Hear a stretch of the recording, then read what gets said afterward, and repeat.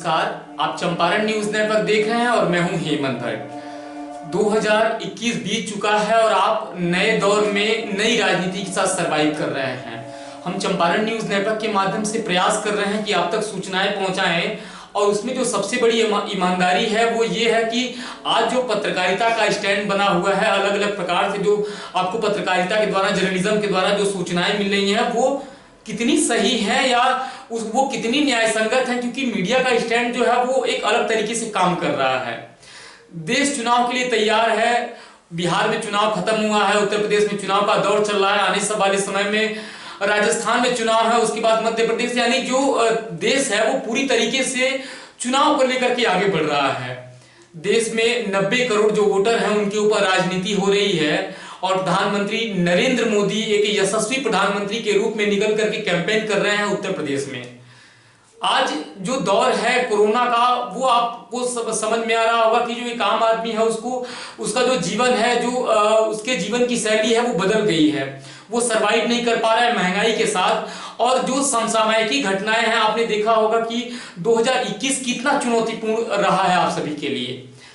आपको समझना है कि जो आने वाला जीवन है वो किस प्रकार से आगे बढ़ेगा और जो राजनीति है उसमें बंद करके अगर आप समझ रहे हैं, जो आपका कॉन्शियस माइंड है वो समझ नहीं पा रहा है कि किस प्रकार से जीवन सरवाइव करें, तो आप चंपारण न्यूज नेटवर्क को देखें, क्योंकि हम प्रयास करेंगे कि एक आम आदमी के लिए जो सूचनाएं हैं उस तक पहुंचाने का एक सही प्रयास करें। और जो ब्यूरोक्रेट हैं, जो समाज में बैठे हुए नेता हैं, जिनको अधिकार मिला हुआ है काम करने का, हम प्रयास करते हैं कि उनसे प्रश्न करें और उन तक जाकर के आप तक सूचनाएं पहुंचाएं कि वो लोग कितना काम कर पाए हैं। आने वाले समय में आप देखेंगे कि उत्तर प्रदेश में किस प्रकार से चुनाव का जो दौर होगा, हम ग्राउंड जीरो से चल करके आपको दिखाएंगे। और चंपारण न्यूज नेटवर्क एक ऐसा चैनल है जो भारत में हो रही गतिविधियों की जो सही सूचना है वो आप तक पहुंचाने का प्रयास करता है। जो ठंड का दौर है वो इस समय उत्तर भारत में पूरी तरीके से छाया हुआ है, जो घना कोहरा है, जो विजिबिलिटी है वो धीरे धीरे घटती जा रही है और सड़कों पे दुर्घटनाएं जो हैं वो आमतौर पे राष्ट्रीय राजमार्गों पे देखी जा रही हैं। आप सभी को सतर्क रहना है, अपने जीवन को, अपने परिवार को का जो दायित्व है वो निभाने के साथ साथ एक सही देशभक्त बनने का प्रयास करें। और देशभक्ति का तात्पर्य यह है कि रामचरितमानस में लिखा है कि परहित सरिस धर्म नहीं भाई और पर पीड़ा सम नहीं अदमाई। तो ज्ञान और धर्म की जो सही व्याख्या है वो उसका मूल्यांकन अपने मस्तिष्क से करें। और धर्म का मतलब है कि आप प्रयास करें कि आपकी वजह से जो आम आदमी है या जो दूसरा व्यक्ति है उसको कष्ट न पहुंचे। आज क्या कुछ होने वाला है और कौन कौन सी जो विशेष परिस्थितियां हैं वो आने वाले व्यक्ति के लिए, आम आदमी के लिए चुनौतीपूर्ण है, आप इस रिपोर्ट में रह करके जान पाएंगे। तो ये देखें, ये खास रिपोर्ट और बने रहे चंपारण न्यूज नेटवर्क पे। नमस्कार। संघर्ष और धैर्य की परीक्षा के साथ 2021 का समापन हुआ और शुरुआती संघर्ष में 2022 में आते ही चुनाव की सरगर्मी उत्तर प्रदेश में तेज हो गई है। बिहार और उत्तर प्रदेश में इस समय जो जनता के ऊपर, जो आवाम के ऊपर बदलाव और परिस्थितियां फेरबदल देखने को मिल रही हैं वो राजनीतिक मापदंड से कहीं भी बेखबर नहीं हैं।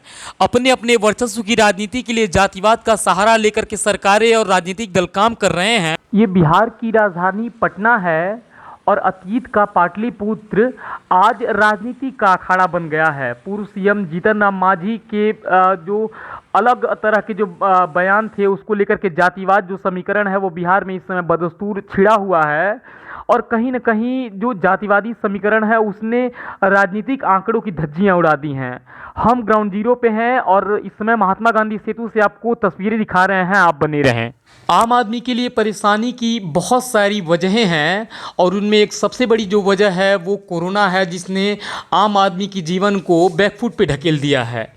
कोरोना वैक्सीन को लेकर के जो पूर्वी चंपारण का जिला प्रशासन है वो पूरी तरीके से एक्टिव है और आप देख सकते हैं कि पूर्वी चंपारण के जिलाधिकारी श्री शीर्षद कपिल अशोक के द्वारा कैंपेन चलाया जा रहा है 15 वर्ष से 18 वर्ष के बच्चों को जो वैक्सीन है वो देने के लिए, और पूरी तरीके से प्रयास किया जा रहा है कि लोग सुरक्षित हों और देश आगे बढ़ सके। आज एक बहुत ही सुनहरा ये मौका है कि 15 से ज़्यादा जिनकी उम्र है 18 साल तक, उनको आज कोवैक्सीन का जो है टीका यहाँ पे लग रहा है। 28 दिन के बाद इनको दूसरा टीका भी लगेगा, मतलब 1 महीने के अंदर में ये जो है फुल्ली प्रोटेक्टेड कोविड से हो जाएंगे। आप देख रहे हैं कि ट्रेंड जो है कोविड केसेस का बढ़ रहा है और इसके चलते जो है एहतियात के तौर पे जो है हमको सावधानियां बरतनी है और छात्र काफ़ी संख्या में यहाँ पे आ रहे हैं, ये एक अच्छी बात है।